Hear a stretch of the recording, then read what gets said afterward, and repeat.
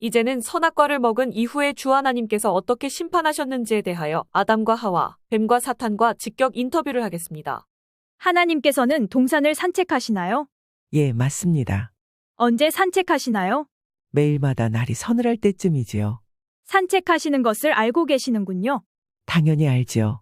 이전에는 하나님께서 산책하실 때 당신들은 어떻게 하였는데요? 같이 걸었죠. 산책하시면서 당신을 부르시던가요? 예, 그렇죠.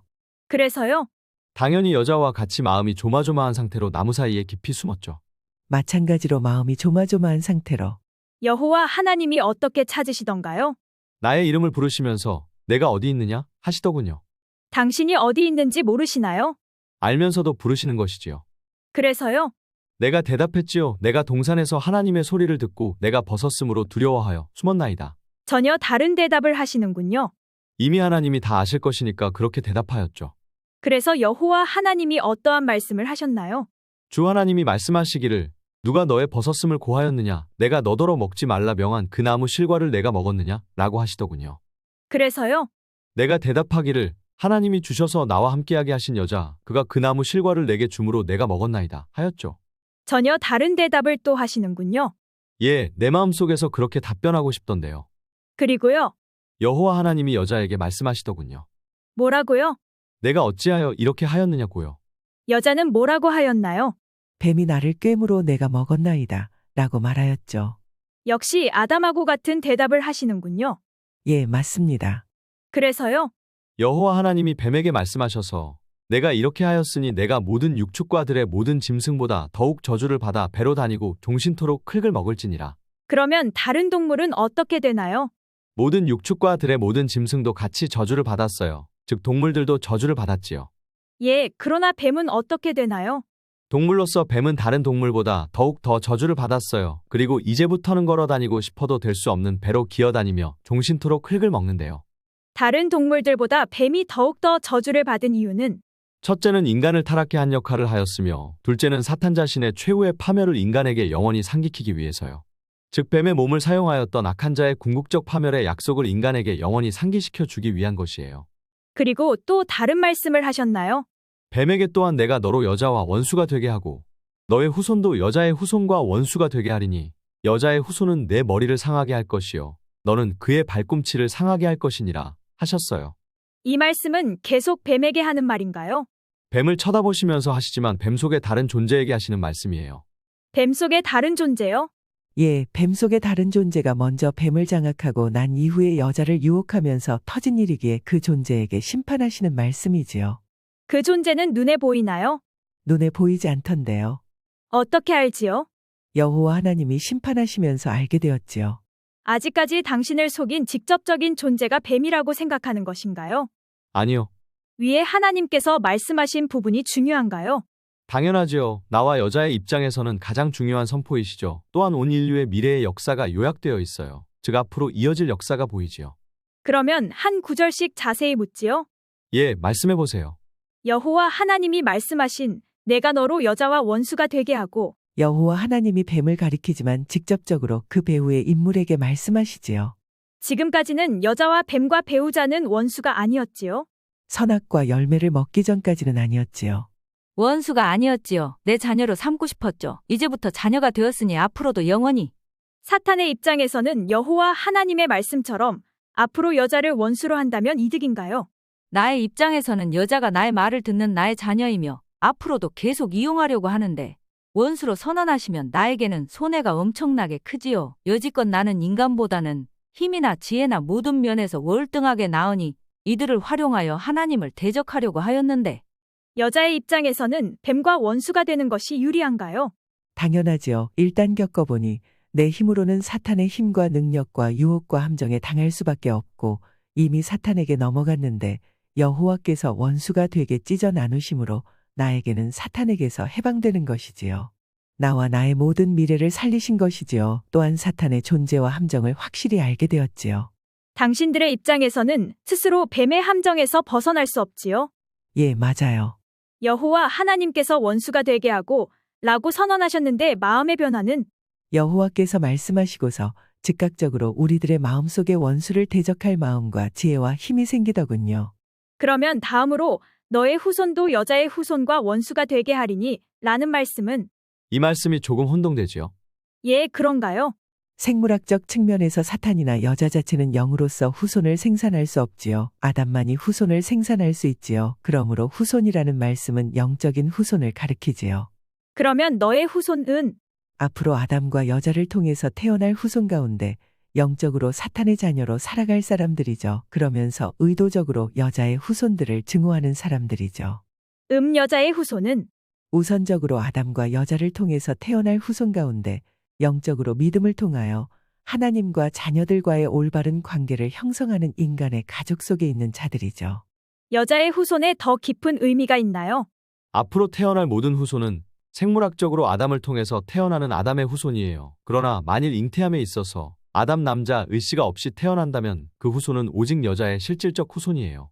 그러므로 이 위대한 약속 안에서 여호와 하나님께서는 앞으로 오실 구원자가 초자연적으로 처녀의 몸에서 잉태되어 출생할 것을 미리 말씀하신 것이지요.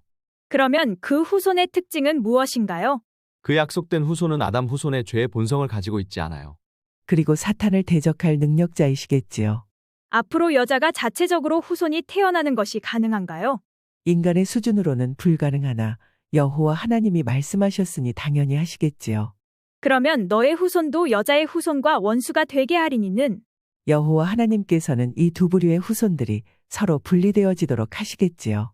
그러면 여호와 하나님께서 선포하시는 여자의 후손은 내 머리를 상하게 할 것이요는 이 말씀은 그 하나님이 보내신 그 여자의 후손이 사탄의 머리를 상하게 한다는 말이지요. 머리는 신체의 가장 중요한 부분이며 치명상을 입어 회복이 불가능할 정도로 된다는 말이지요. 이 일은 영적인 여자의 후손들이 하는 것이 아니라 사탄의 머리를 우습게 깨트릴 분이 오신다는 것이지요.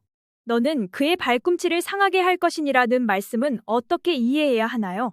사탄의 공격으로 여자의 후손은 상처를 입을 것이나 회복될 것을 말씀하신 것이지요.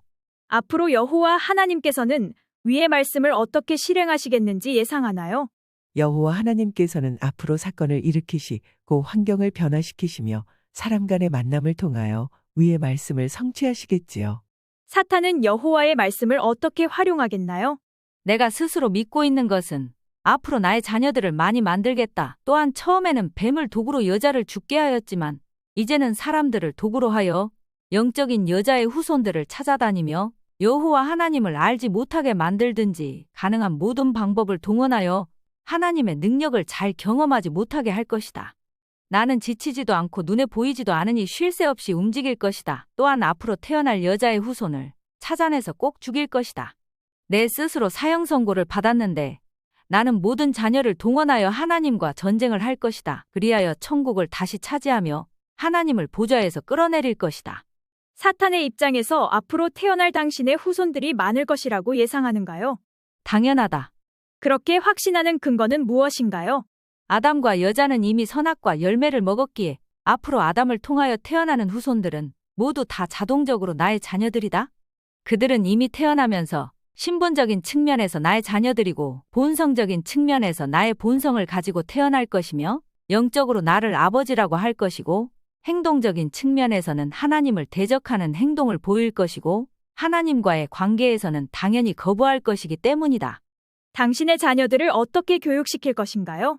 어릴 때부터 확실하게 세뇌 교육시킬 것이다. 우선 부모부터 교육시키면 자녀들은 무의식적으로 부모의 습관과 행동을 닮아갈 것이다. 미디어를 장악할 것이며 하나님과 유사한 종교를 만들어낼 것이며 물질적인 풍요 속에서 살도록 할 것이며 여자의 후손에 대한 모조품을 만들어내어 여자의 후손을 희미하게 할 것이다. 그 외 수많은 다양한 전략이 있지만 영업 비밀이야.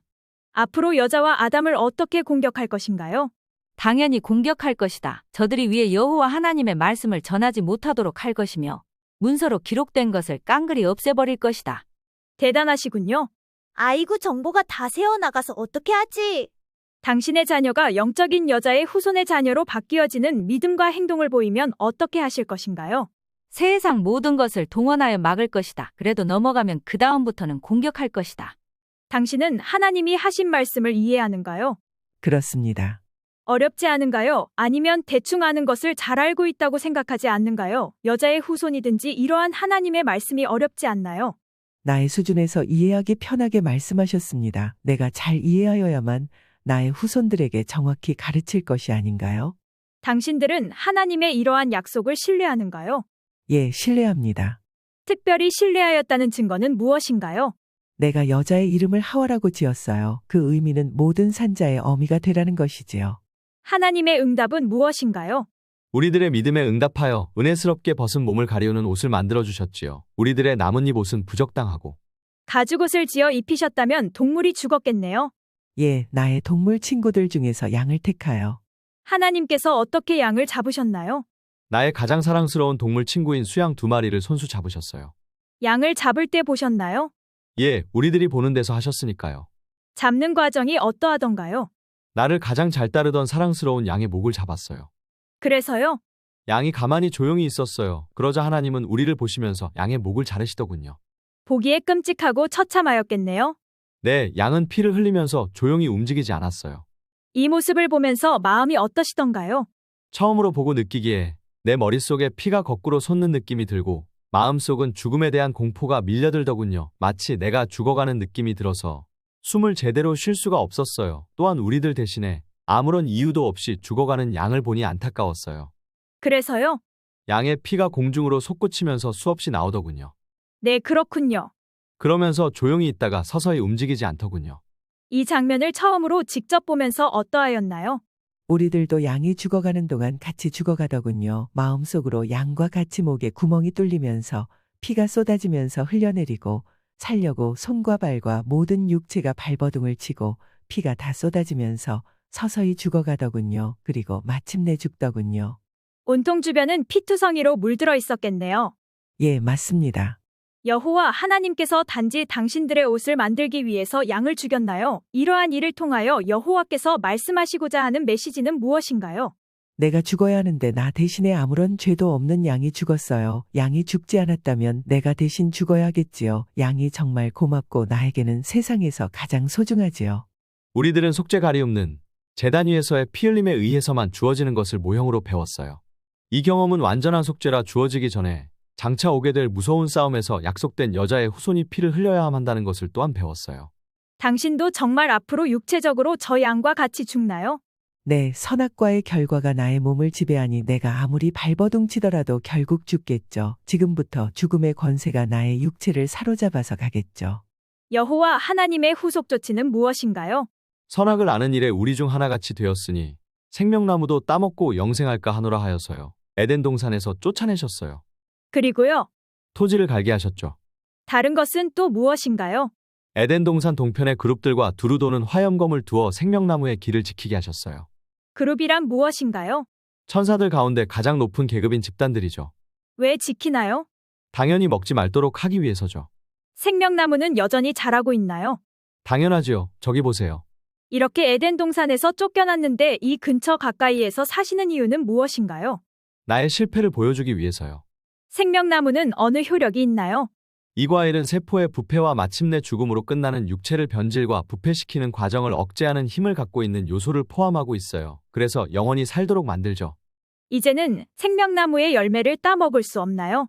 예, 그룹들이 지키고 있습니다. 생명나무로 인간이 접근하려면 동편으로 가는 길밖에 없는데 그룹들과 화염검을 두어 철두철미하게 지키고 있어요.